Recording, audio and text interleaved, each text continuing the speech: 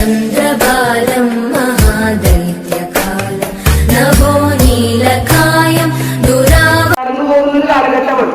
അപ്പൊ ഈ കാലഘട്ടത്തില് ഈ സമ്മർദ്ദങ്ങളെല്ലാം ലഘൂകരിക്കാനായിട്ട് യോഗ നമ്മളെ സഹായിക്കും.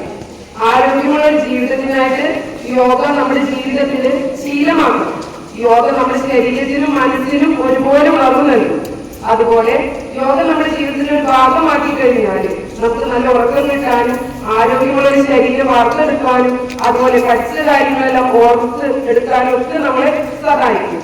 അതുകൊണ്ട് എല്ലാവർക്കും ആരോഗ്യമുള്ള ജീവിതത്തിനായിട്ട് യോഗ നമ്മുടെ ദിനചര്യയുടെ ഒരു ഭാഗമാക്കണം എന്ന് ആശംസിച്ചുകൊണ്ട് എല്ലാവർക്കും ഒരിക്കൽ കൂടി യോഗാ ദിനത്തിന്റെ ആശംസകളിലേക്ക് പോകുകയും യോഗേന ചിത്തസ്യ പദേന വാചാ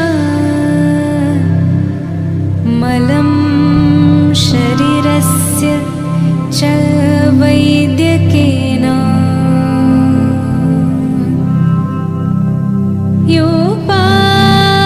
യോപാകരോതം പ്രവരം മുനീനാ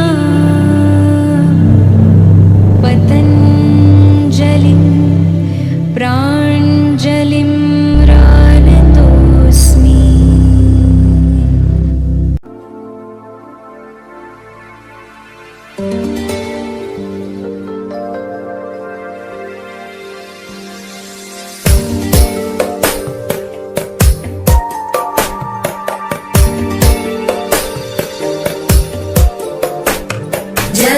ജഗജ്ജാലപാലം ഗജകണ്ഠമാലം ശരചന്ദ്രബാലം മഹാദൈത്യകാലം നഭോ നീലകായം ദുരാവാരമായം സുപദ്മാസഹായം ഭജേഹം ഭജേഹം സദാംബോധിവാസം ഗലത്പുഷ്പഹാസം ജഗത്സന്നിവാസം